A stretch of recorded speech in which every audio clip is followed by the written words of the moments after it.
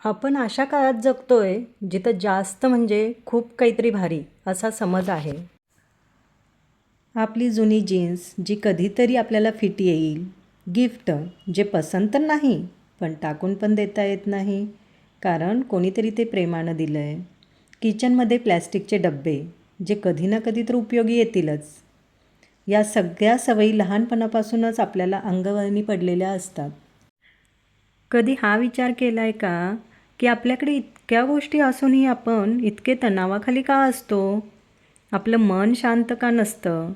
नवीन कपडे, नवीन गॅजेट्स, घरामध्ये साठवून ठेवलेले नको ते सामान, हे सगळं आपल्याला आनंद देतं आहे की आपला मानसिक तणाव वाढवतं आहे? या सगळ्यात वाईट काय असेल तर हा विचार की कधीतरी उपयोगी येईल. आपण बघितलं तर कितीतरी घरात एवढ्या वस्तू आहेत ज्या वर्षानुवर्ष फक्त कधीतरी माझा उपयोग होईल, माझा वापर होईल याचा वेट करतायत. आणि काय फ्रीचं कल्चर तर आहेच की. गिफ्ट मिळालेल्या बॅग, इव्हेंटमध्ये मिळालेले पेन, फ्रीचं तर आहे, ठेवून घेऊ. आणि असंच हळूहळू आपल्याला समजतच नाही की आपलं घर स्टोरेज युनिट कधी बनलं आणि घरातील आपली शांतता नष्ट कधी झाली. आज मी तुम्हाला एका अशा जीवनशैलीबद्दल सांगणार आहे जी जगभरात खूपच लोकप्रिय झालेली आहे. ती म्हणजे मिनिमलिझम. म्हणजेच कमीत कमी वस्तूंमध्ये जास्तीत जास्त आनंद शोधणे. काहींना वाटतं मिनिमलिझम म्हणजे घर रिकामं करणं, संन्यासी बनणं. हा एक वेस्टर्न ट्रेंड आहे ज्यात सगळं सोडावं लागतं. पण खरं सांगू का, तसं काहीच नाही आहे. मिनिमलिझमचा खरा अर्थ आहे लेस इज मोर. मिनिमलिझम एक लाईफस्टाईल आहे, हा एक माइंडसेट आहे, एक डिसिजन आहे ज्यानं आपलं लाईफ 360 डिग्रीमध्ये चेंज होऊ शकतं.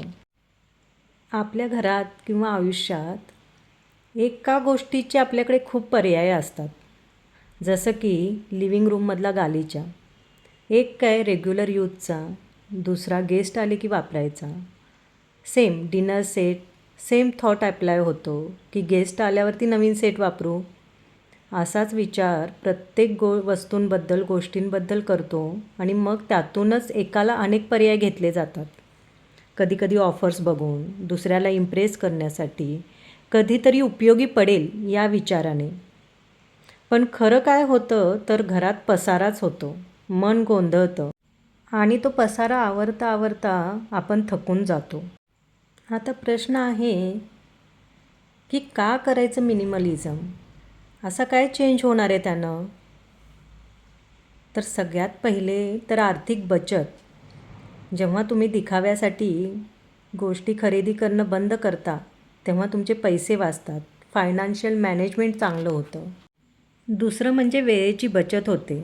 जेवढ्या वस्तू घरात कमी असतील तेवढ्या त्या कमी आवराव्या लागतील, कमी स्वच्छ करावं लागेल आणि त्यात तुमचा वेळ वाया नाही जाणार. आणि काय तर घरात जेवढा पसारा कमी तेवढा डोक्यातील विचारांचा पण पसारा कमी होतो. तुम्ही जास्त फोकस करू शकता, मन शांत राहतं, डिस्ट्रॅक्शन कमी होतं आणि फोकस वाढतो. आता मिनिमलिझम म्हणजे काय आणि त्याचे फायदे हे तर समजलं, पण त्याची सुरुवात करायची कशी? चला, हे तर खूप सोपं आहे. बघितलं तर एकदम सगळंच बदलणं शक्य नाही आहे. तर आपण लहान लहान स्टेप्स घेऊयात. चला तर एक लहान स्टेप आणि एक सोपा मार्ग निवडूया. आजची सुरुवात ही कपाटापासून करूया. जे कपडे, ज्या वस्तू तुम्ही गेल्या 6 महिन्यात किंवा वर्षभरात एकदाही वापरलेल्या नाहीत, त्या आपण नंतर कधीच वापरणार नाही. ही गोष्ट तुम्ही लक्षात ठेवा. मग काय करायचं तर त्या वस्तू, ते कपडे गिफ्ट फॉरवर्ड करू शकता किंवा गरजूंना देऊ शकता. दुसरी गोष्ट, खरेदी करण्यापूर्वी विचार करा. कोणतीही नवीन वस्तू घेताना स्वतःला विचारा, याची मला खरंच गरज आहे का की मी फक्त हौस म्हणून घेतो आहे? अजून एक, ती वस्तू घेताना लगेच न घेता 30 दिवस वेट करा. त्याची इंटेन्सिटी कमी होते.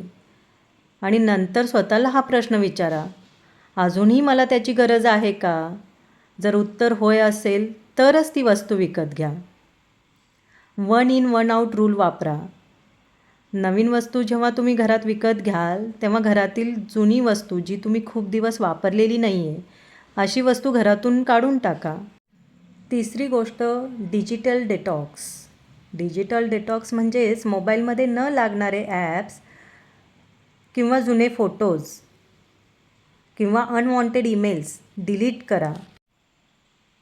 शेवटी काय तर आयुष्य वस्तूंनी नाही तर अनुभवांनी आणि माणसांनी समृद्ध होतं. मिनिमलिझम आपल्याला हेच शिकवतं की गोष्टी गोळा करण्यापेक्षा आठवणी गोळा करा. मिनिमलिझम म्हणजे कमी वस्तू नाही तर सिम्पल आणि मीनिंगफुल आयुष्य जगण्याचा तो एक मार्ग आहे. तुम्हाला ही संकल्पना कशी वाटली? तुम्ही तुमच्या आयुष्यात मिनिमलिझम आणायला तयार आहात का? मला कमेंट करून नक्की सांगा. व्हिडिओ आवडला असेल तर लाईक अँड शेअर करायला विसरू नका. पुन्हा भेटू अशाच एका नवीन विषयासोबत. तोपर्यंत हॅपी, हेल्दी आणि सेफ राहा. थँक्यू.